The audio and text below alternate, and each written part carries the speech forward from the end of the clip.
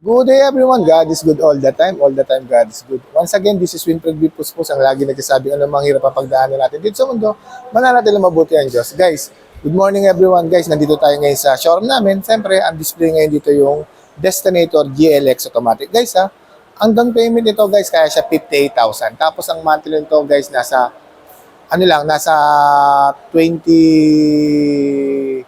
Sorry guys nakalimutan ko yung monthly. Pero guys, inclusive na rin yung 1 year comprehensive insurance, 3 years LTO, and then shuttle mortgage. Guys, ikutan natin. Papakita ko sa inyo yung exterior saka yung interior ng unit. Tapos babanggitin ko rin yung mga difference sa Destinator GLS Automatic saka sa Destinator GT. Thank you so much Nicole sa cameraman, sa camera woman. Ikutan natin guys. Thank you. Good day everyone. God is good all the time. All the time God is good. Guys, nandito lang tayo ngayon syempre sa showroom namin dito sa Mitsubishi Paco Union Motors Otis, dito sa head office. Guys, itong naka-display namin ngayon, ito yung base variant ng Destinator. Ito yung Destinator GLX CVT. Guys, ang transmission ng Destinator is CVT.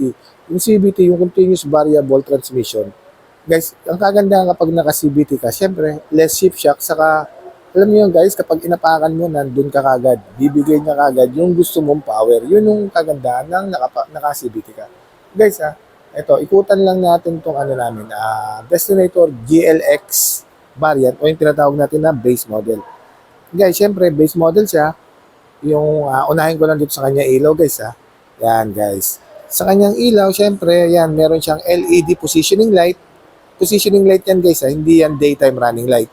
Tapos LED rin yung kanyang projector headlight. Tapos LED rin yung kanyang turning signal light. Tapos wala siyang fog lights pero meron siyang abang. Ayan guys wala siyang fog lights pero meron siyang abang. Tapos guys sa kanyang front grille design o tinatawag natin na front fascia, yan guys naka-transparent siya.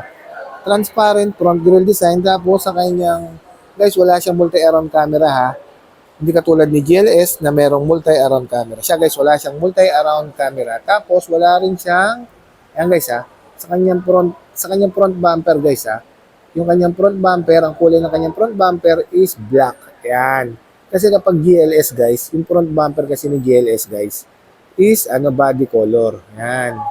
Tapos guys syempre, parehas naman sila ng engine. Ang engine nila guys 1.5 liters, 4-cylinder inline, double overhead camshaft with the technology of Maybach.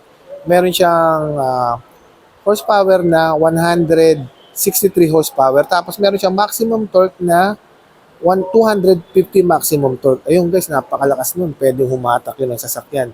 Tapos guys sa kanyang engine guys, meron siyang yung tinatawag namin na Atkinson cycle.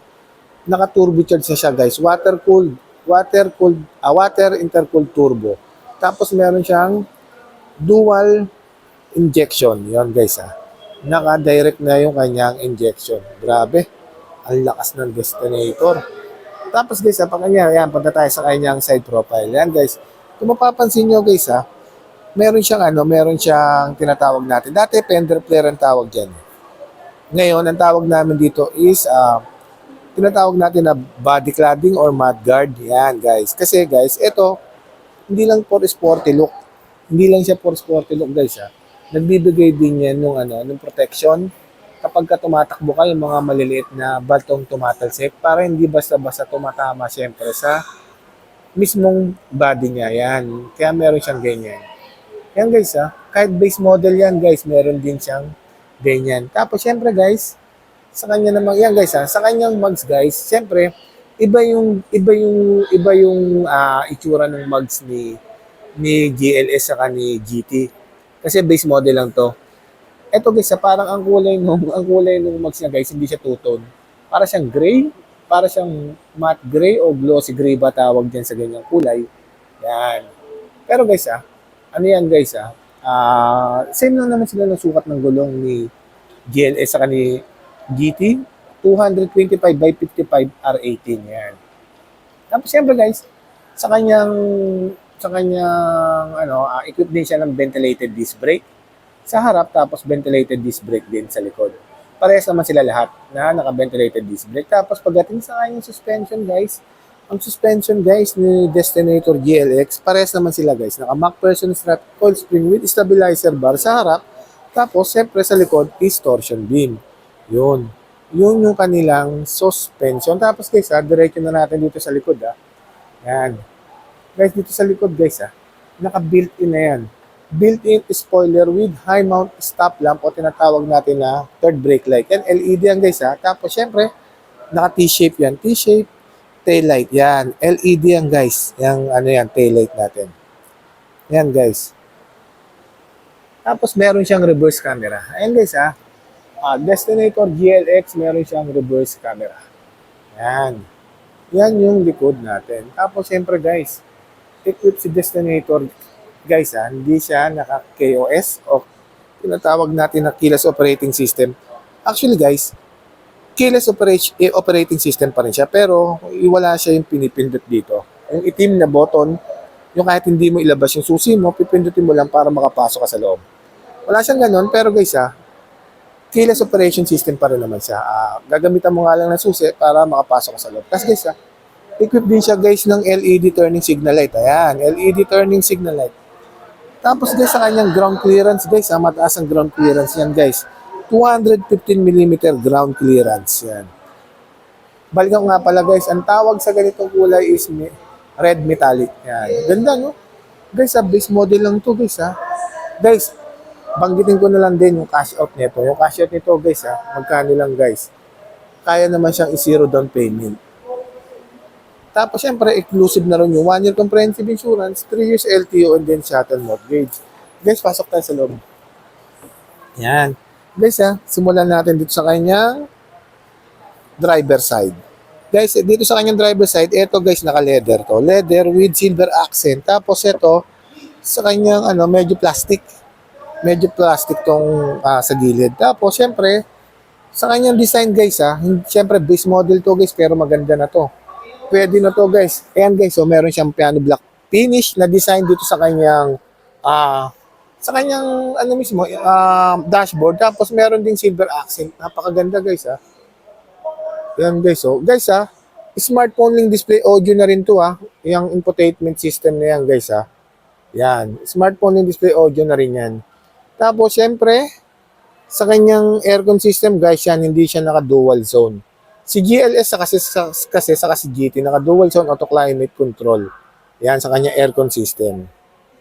Yan, guys, ang ganda, no? Pwede na to, guys. Tapos, syempre, sa kanyang multi-information display, combination siya ng analog sa kanyang digital, yan. Tapos, dito sa kanyang steering wheel, guys, tilt and telescopic adjustment na rin to. Yan guys, forward, yan, backward, tapos up, down, yan. Tilt and telescopic adjustment. Tapos guys, dito sa kaliwa yung audio control. Tapos, dito rin guys, ito yung control ng multi-information display. Yan.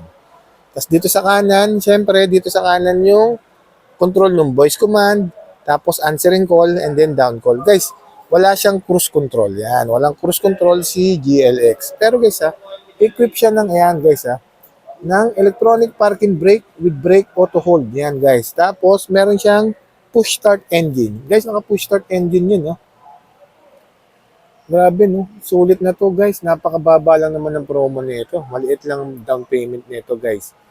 Kaya naman siyang i-zero. Pero, syempre, depende sa bank approval yun. Tapos, syempre, meron siyang center armrest. Ayan guys, meron siyang center armrest with, ayan guys, yan, may cool box. Actually guys, ito guys, hindi nagpapalamig to Kasi dyan yung 4 na mineral water, pero hindi siya nagpapalamig Kung ano lang yung lamig na yung current na lamig, pag nilagay mo dyan, yun, mamimaintain niya lang yung current na lamig. Tapos sa kanyang seat material guys, hindi yan naka-leather seat. Pero syempre, high fabric seat naman din yun. Ganda, no?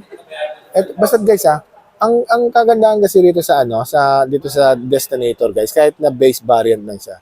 Kapag naka-subcompact SUV ka na, guys, tapos alam mo yun, guys, ang kagandahan kasi sa Destinator ngayon, guys, yung ang tawag dito, yung Atkinson cycle. Yung Atkinson cycle kasi, ano lang yun actually, pang electric lang yun. Pero in-apply dito sa gasolina. Pero guys, in-apply dito sa gasolina, pero alam niyo ba guys kung ano ang benefits kapag naka-Atkinson cycle ka? Guys, ang Atkinson cycle guys, ayun yung 'di ba, pag electric tipid sa yun nga, ang main goal nila is makatipid sa gasolina. Ito guys kasi guys, ang Atkinson cycle, yun, yung tipid sa gasolina. Yun ang pinaka main goal ng Atkinson cycle. Tapos dito sa likod guys pakita ko lang guys meron dito, siyempre, merong seat pack, back seat tray yan. Back seat tray. Yan guys, meron. Tapos, siyempre, meron din control ng aircon dito. Yan. May aircon control din. Tapos, may Type A and Type C rin na charging port. Yan guys. Tapos, yan. May doom light din sa taas. Yan. Map light o doom light. Yan guys, rito sa second row. Tapos, may aircon vent. Yan guys, may aircon vent. Tapos, may ISOFIX dyan. Tapos, seat belt. Tapos guys, dito sa kanyang third row, pakita ko lang din guys, kanyang third row. Guys, dito sa kanyang third row guys merong diyang yan, may cup holder, yan. Tapos may seat belt, yan guys seat belt. Yan, tapos may doom light din. Yan, doom light, seat belt. Yan guys, second row, third row. Guys, base model lang to, pero syempre, kahit base model yan guys, Destinator pa rin yan. Pero kung magiging practical kayo guys, okay na ako kasi for me, etong GLX na to. Sobrang na to guys, sobrang sulit na to. Yon guys Guys, nandyan yung contact name ko with my contact number. Just feel free to inquire guys. Madali lang po kausap. Wag po guys. Wag po sana tayong mahiyang magtanong guys Actually guys yung previous na binibigay ko guys, nagbibigay ako siyempre ng rain visor, yung nilalagay dito sa gilid. Tapos siyempre nagbibigay ako ng Bosch Europa horn sa kanyang busina. Tapos guys, nagbibigay ako ng dash camera with reverse camera. Yung dash camera ko guys, napakalinaw nun. Sobrang ganda nun. Kaya sabi nga ng mga client ko na mga nireleasean ko ng G4, kaya raw sila bumibili dahil sa dash camera ko. Sobrang ganda nun guys, sobrang linaw nun. Ayun guys, basta guys nandiyan yung contact name ko with my contact number. Just feel free to inquire. Napakadali lang po ako kausap. Guys, yung promo namin ito guys kaya tong i-zero down payment Siyempre, depende sa bank approval. Kasi guys, meron kami tinatawag na prior banks. Sila BDO, BPI, RCBC, and then Sterling Bank. Sila kasi guys, meron silang free shuttle. Ngayon guys, kapag kasi East West Bank sa kasi PS Bank, wala kasi silang free shuttle. Doon lang naman tumataas yung down payment kasi kapag wala na tayong free shuttle. Yun guys napakadali ko lang po kausap. Just feel free to inquire guys Yan, ulitin ko lang guys this is Destinator GLX Automatic. Yan. Pero napakaganda na nito guys. Sobrang sulit na to para sa akin. Yan guys once again, this is Winfred Dipos po. Ang lagi nagsasabi mga hirap ang pagdaanan natin dito sa mundo. Mananatili mabuti ang Diyos. Maraming salamat and God bless everyone.